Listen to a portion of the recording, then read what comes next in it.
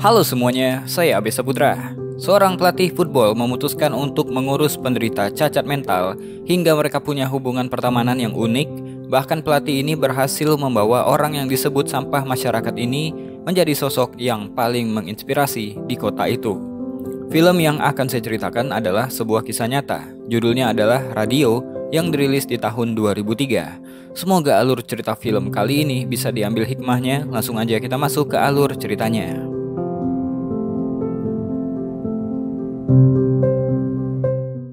Film ini bersetting di tahun 1970-an di Anderson, South Carolina, menceritakan seorang pria bernama James Kennedy, namun lebih dikenal dengan panggilan Radio. Nama panggilan itu diberikan warga kota karena James tumbuh besar dengan ketertarikannya pada radio. Dia juga sering membawa radionya kemanapun dia pergi. Menjadi seorang pria cacat mental membuatnya sering dijauhi oleh orang-orang. Apalagi sekarang dia berusia 23 tahun. James menghabiskan sebagian besar waktunya menjelajahi kota dengan mendorong keranjang belanja. Keranjang itu dia gunakan untuk mengumpulkan apapun yang menurutnya menarik. Jika musim gugur tiba, James senang banget menonton tim football SMA ketika mereka sedang latihan. Tim football itu dilatih oleh seorang pelatih bernama Harold Jones. Karena James sering muncul di sana, kehadirannya pun dinotis oleh pelatih Jones. Pada waktu itu, salah satu pemain football menendang bola hingga keluar lapangan. James pun disuruh untuk memungut bola itu dan melemparkannya ke dalam. Bukannya mengembalikan bola, James malah memasukkan bola itu ke dalam keranjangnya. Melihat hal itu, pelatih Jones pun tersenyum dan diam saja. Pada suatu siang ketika akan melatih, pelatih Jones melihat keranjangnya James ada di lapangan. Ketika itu, pelatih Jones melihat ada yang gak beres dan itu melibatkan para pemainnya. Ternyata benar aja. Mereka membuli James dengan mengurungnya di gudang perlengkapan dan mengikat tangan dan kakinya untuk menakut-nakutinya. Pelatih Jones kemudian membebaskan James dan James langsung berlari ketakutan meninggalkan lapangan. Pelatih Jones kemudian menyuruh Johnny dan kawan-kawannya untuk datang lebih awal di latihan besok hari. Di rumah, pelatih Jones tinggal bersama istrinya yang bernama Linda dan anak perempuannya yang bernama Mary. Di meja makan, Jones menceritakan kejadian di lapangan tadi dan dia nggak habis pikir dengan ulah para pemainnya. Keesokan paginya ketika di sekolah, pelatih Jones dipanggil kepala sekolah yang bernama Daniels untuk membahas masalah James. Daniels mengatakan bahwa udah bertahun-tahun James di kota itu dan nggak ada yang menyebabkan masalah apapun. Jadi Daniels meminta Jones untuk menjaga situasi ini. Di saat yang sama, James melintas di sekolah dan pelatih Jones mencoba untuk mendekatinya. Pelatih Jones kemudian meminta maaf atas perlakuan timnya. James juga disuruh untuk datang ke lapangan dan berjanji gak akan ada yang mengganggunya lagi.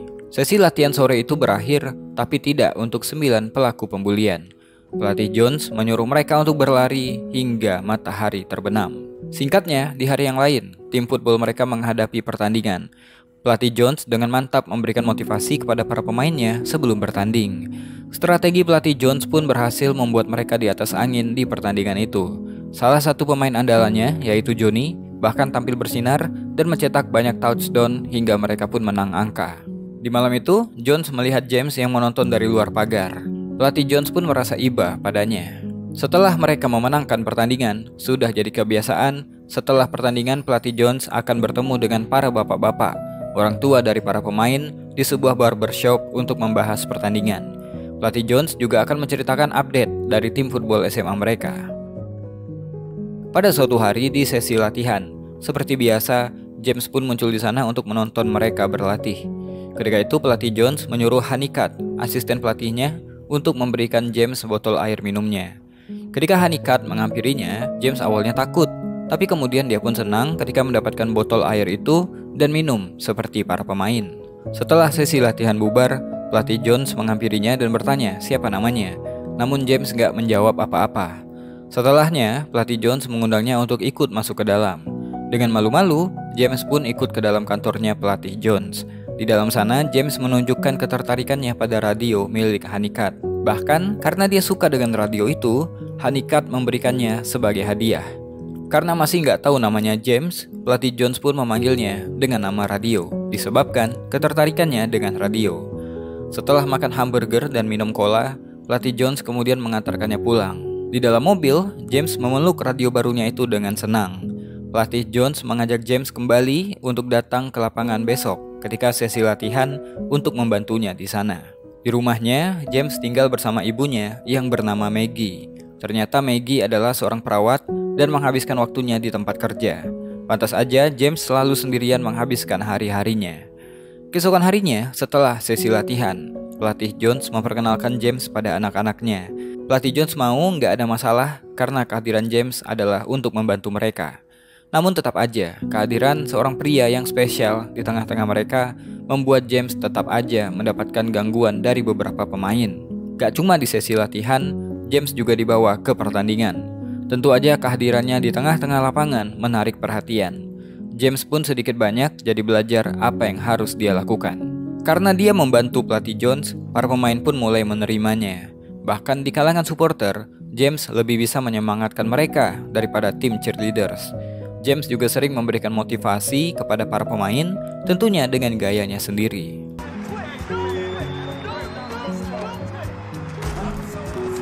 Pada suatu hari, ketika pelatih Jones mengantarkan James pulang, pelatih menyempatkan diri untuk berbicara pada Maggie. Pelatih Jones meminta izin untuk membawa James pergi ke pertandingan balas kandang dan akan berangkat menggunakan bis sekolah. Menurut Maggie, itu mungkin ide yang buruk karena takut James dibully di dalam sana. Namun pelatih Jones meyakinkan akan menjaganya. Jones juga bertanya apa yang terjadi pada James. Menurut Maggie, dokter nggak mengatakan apa-apa. Yang jelas, James hanya lebih lambat dari orang pada umumnya. Dari Maggie lah pelatih Jones tahu nama sebenarnya dari orang yang sering dia panggil radio. Nama aslinya adalah James Robert Kennedy. Keesokan harinya, pelatih Jones dimarah oleh Daniels karena ingin membawa James satu bis dengan para pemain. Daniels nggak mau para pemain malah menyerang James di dalam bis. Daniels khawatir terjadi yang nggak diinginkan di sana. Daniels juga nggak setuju James terlalu sering muncul di pertandingan, bahkan sempat dikatakan sebagai maskot mereka. Karena hal itulah, dengan sangat terpaksa, pelatih Jones pun membatalkan James untuk ikut serta. Tentu aja James sedikit bersedih. James pun mengikuti jalannya pertandingan dari radio. Bahkan dia membayangkan jalannya pertandingan sambil bermain football sendirian di lapangan. Hasil dari pertandingan itu, tim football mereka pun menuai kekalahan tipis. Keesokan harinya, pelatih Jones mengajak James untuk makan siang. Kehadiran James di restoran itu membuat beberapa pelanggan merasa nggak nyaman. Tapi pelatih Jones nggak peduli akan hal itu. Jones mengatakan beberapa dari mereka merasa bersalah meninggalkan James di sekolah. Jadi mereka pun berencana untuk menebus kesalahan mereka. Permintaan James sangat sederhana. Di pertandingan terakhir, James menjadi frontman ketika tim football mereka masuk ke dalam lapangan. Sebuah entrance yang menarik perhatian para fans. Namun tetap aja ada yang gak senang, terutama ayahnya Johnny.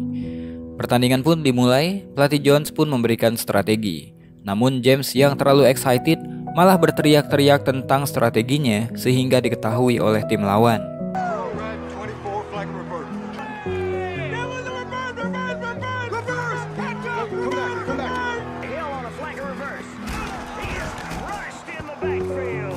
Tentu aja, karena hal itu, mereka jadi kehilangan poin. Pelatih Jones kemudian mengingatkan James untuk tidak melakukan hal itu lagi.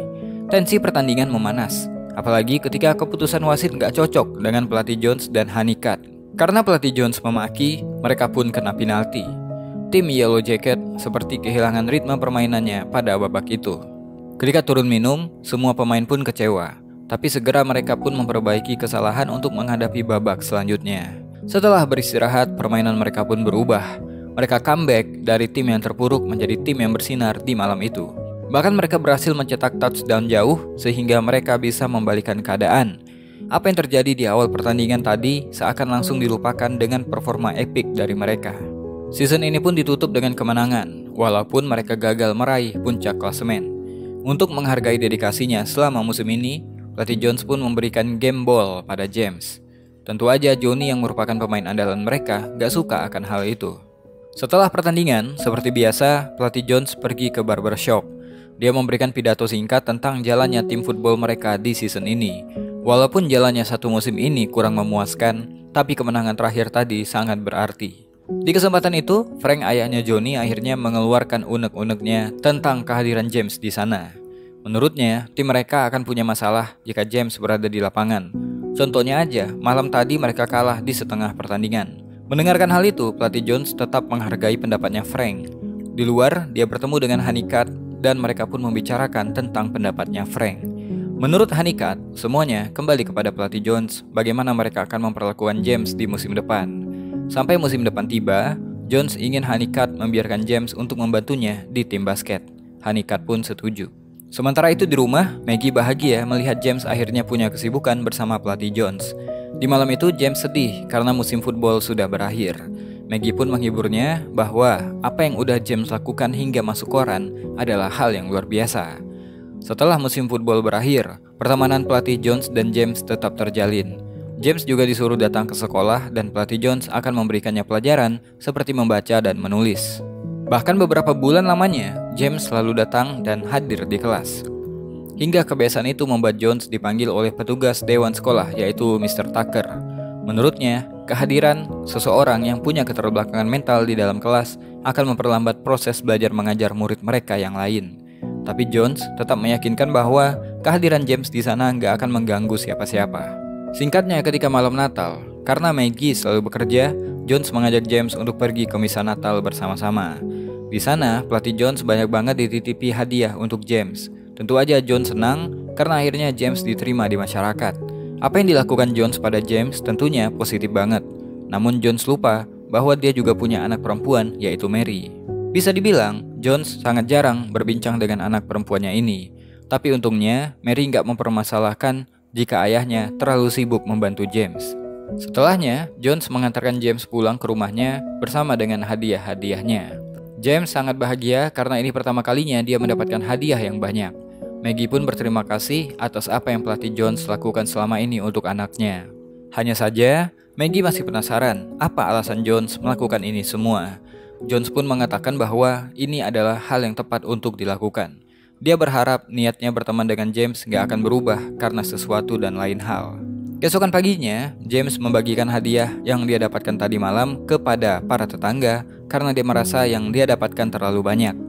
Lagi asik bagiin hadiah, petugas kepolisian yang bernama Newdal pun datang dan bertanya di mana James mendapatkan barang-barang di trolinya itu. Newdal curiga barang di troli itu adalah barang curian. Karena keterbatasan komunikasi yang James miliki, dia pun akhirnya ditangkap dan dibawa ke kantor polisi. Newdal ini polisi baru yang mungkin mau membuktikan dirinya.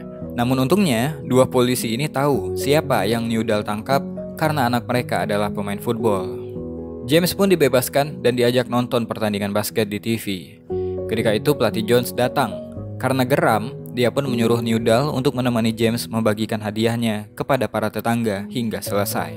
Ketika pulang, pelatih Jones mengatakan bahwa apa yang James lakukan hari ini, membagikan hadiah-hadiah kepada para tetangga adalah hal yang baik. James bertanya kapan dia bisa bersekolah lagi. Dia juga ingin tetap berada di kelas 11 karena dia suka dengan salah satu guru yang mengajar. Singkatnya, ketika sekolah dimulai, James mulai dikenal sebagai salah satu siswa di sana. Dia juga sering dijadikan petugas hall monitor dan para siswa serta guru sering terhibur dengan tingkah James di sekolah. Namun tentu aja, gak semua orang senang karena James mendapatkan banyak spotlight. James juga sering menemani Honeycutt di lapangan ketika pertandingan basket diadakan. Pelatih Jones pun tetap mengawasi James dari jauh dan memastikan James baik-baik aja. Pada suatu hari, ketika sedang mengemasi bola basket di ruang pelatih, Johnny pun datang dan mencoba mengusili James ketika Honeycutt gak ada di tempat. Johnny mengatakan bahwa James dicari oleh bu guru di ruang ganti karena ada yang mau disampaikan. Tentu aja James gak mau karena itu gak dibolehkan. Johnny mengatakan bu guru cuma sendirian aja di sana. Jika James gak datang, maka dia akan kecewa. Karena gak mau mengecewakan bu gurunya, James pun dengan polosnya datang ke ruang ganti wanita dan masuk ke dalamnya. Tentu aja murid perempuan di sana teriak dan James lari karena merasa bersalah. Di lapangan, pelatih Jones mencoba untuk bertanya pada James, kenapa dia bisa sampai masuk ke dalam ruang ganti wanita? Karena ini adalah masalah yang serius. Pelatih Jones bertanya, siapa yang menyuruh James masuk ke sana, padahal ibu guru nggak memerintahkannya secara langsung. Sebenarnya bisa aja James mengadu bahwa Johnny yang melakukannya, tapi James memilih untuk tidak melakukan hal tersebut. James menyuruh pelatih Jones untuk memarahinya saja, karena James udah berbuat hal yang buruk. Pelatih Jones pun kagum dengan James yang rela disalahin dan menanggung kesalahan orang lain. Karena James nggak mau jujur, pelatih Jones pun mencoba untuk cari tahu sendiri. Dengan gampang, dia pun mendapatkan informasi dari murid lain bahwa Johnny lah yang melakukannya. Tanpa basa-basi, pelatih Jones langsung memberikan pelajaran untuk Johnny. Bahkan tanpa persetujuan Honeycutt, pelatih Jones lalu mengatakan bahwa di pertandingan basket selanjutnya, Johnny dilarang main. Bahkan kepala sekolah pun mendukung keputusan pelatih Jones. Man, this is West Side. If we win, we're in first place. And why don't you tell your boy that I said thanks? Radio didn't sell you out, son. Pada malam itu, pelatih Jones pulang ke rumah. Mary pun mengabari kalau Maggie, ibunya James, mendapatkan serangan jantung dan meninggal dunia. Jones dan Mary pun langsung pergi ke rumahnya James, di mana di sana James mengamuk gak mau keluar dari kamar ibunya. Untuk itulah pelatih Jones disuruh datang untuk menenangkan suasana. Pelatih Jones menghibur James yang lagi berduka. James sedih banget karena Maggie mengatakan bahwa dia akan selalu ada untuknya, tapi hari itu Maggie malah pergi meninggalkannya. Sepulangnya dari sana, sebelum masuk ke rumah, pelatih Jones berbicara pada Mary. Dia menceritakan sebuah cerita yang belum pernah dia ceritakan kepada siapapun. Jadi pada waktu umur 12 tahun, Jones sering melewati jalan kecil di hutan. Di sana, Jones pernah mendengarkan sesuatu dari sebuah rumah. Ketika dilihat, di sana pelatih Jones menemukan seorang anak seusianya dikurung dengan kawat berduri dengan kondisi mental yang mirip seperti James. Yang Jones sesali seumur hidup adalah dia melewati rumah itu selama bertahun-tahun dan tidak melakukan apapun. Mary pun jadi paham kenapa ayahnya sebegitu perhatiannya pada James, karena itu adalah sesuatu yang benar untuk dilakukan. Pada suatu pagi di sekolah, Tucker datang kembali untuk bertanya pada pelatih Jones tentang kondisi James. Dia datang karena dewan pengurus menerima laporan kalau James udah berkelakuan yang gak konsekuen, yaitu menolak ditangkap polisi, masuk ke dalam ruang ganti perempuan, dan menghancurkan rumahnya. Pelatih Jones pun tahu pasti ada yang gak suka dengan James. Pelatih Jones juga mengatakan jika James dikeluarkan dari sekolah, itu akan lebih menghancurkan hidupnya. Pelatih Jones pun langsung mengambil laporan itu kemudian membuangnya. Setelahnya, pelatih Jones tahu siapa yang harus dia datangi. Gak lain dan gak bukan adalah Frank, ayahnya Johnny. Gak mau basa-basi terlalu lama, Jones langsung bertanya kenapa Frank memanggil dewan sekolah untuk membuat laporan tentang James. Frank cuma mau pelatih Jones fokus dengan para pemainnya dan menyingkirkan gangguan-gangguan yang bisa memecah fokus tim. Mendengarkan hal itu, Jones pun tahu kepada siapa Frank memihak. Semakin banyak orang-orang yang ingin menyingkirkan James, semakin intens pula dia membangun kedekatan dan mengajari James banyak hal. Pelatih Jones ingin membuktikan bahwa James gak akan mendatangkan masalah di sekolah. Ketika itu di ruang ganti tim basket, Johnny kembali datang setelah absen di pertandingan sebelumnya. Di sana dia melihat sebuah radio dan sebuah surat yang ditinggalkan untuknya. Johnny pun kemudian mendatanginya. James mengatakan bahwa dia turut sedih ketika pelatih Jones marah besar dengan Johnny. Di pertandingan itu, Johnny tampil bersinar. Dia menjadi MVP di pertandingan itu karena mencetak banyak angka. Tim basket sekolah mereka berada di atas angin dan memenangkan pertandingan. Di ruang pelatih, Honeycutt memuji tim basketnya dan bersyukur kalau Johnny akhirnya bisa kembali. Sementara itu di luar, pelatih Jones melihat Frank berbicara pada Daniels dan mereka merencanakan akan membuat sebuah pertemuan dengan para orang tua. Melihat hal itu, tentu aja pelatih Jones kecewa karena dia pikir Daniels berada di pihaknya. Daniels cuma ingin mencari sebuah solusi, tetapi pelatih Jones tetap nggak mau membiarkan Frank membuat peraturan. Ketika akan pulang, Johnny pun mengucapkan sampai jumpa pada James dan itu membuat Frank nggak suka dengan hal itu. Suatu malam ketika di rumah, Lydia mengabari kalau Honeycutt menelponnya terkait pertemuan rahasia Senin malam di barbershop. Honeycutt berpikir pelatih Jones harus datang. Karena keadaan begitu menekannya, pelatih Jones sempat berpikir mungkin dia melakukan kesalahan karena terlalu serius menahan James di sekolah. Lebih baik James keluar dan mencarikan dia bantuan. Terlalu intens mengurus James setahun belakangan ini juga membuat pelatih Jones gak punya waktu untuk keluarga, khususnya buat Mary. Namun Linda gak setuju kalau mengurus James adalah kesalahan. Yang suaminya itu lakukan adalah hal yang hebat. Karena pelatih Jones, jadi banyak yang menyukai James di sekolah. Mary juga merasakan yang sama dan apapun yang akan Frank lakukan gak akan merubah semuanya. Linda kembali meyakinkan bahwa gak ada salahnya mengurus seseorang, terlebih lagi jika orang itu memerlukan bantuan. Mendengarkan support dari istrinya, pelatih Jones pun kuat kembali. Pada hari Minggu setelah ibadah di gereja, pelatih Jones kembali mengingatkan James bahwa dia harus naik ke kelas 12 sehingga nanti James bisa lulus. Tapi tetap aja James ingin selalu berada di kelas 11 dan gak mau pindah dari sana.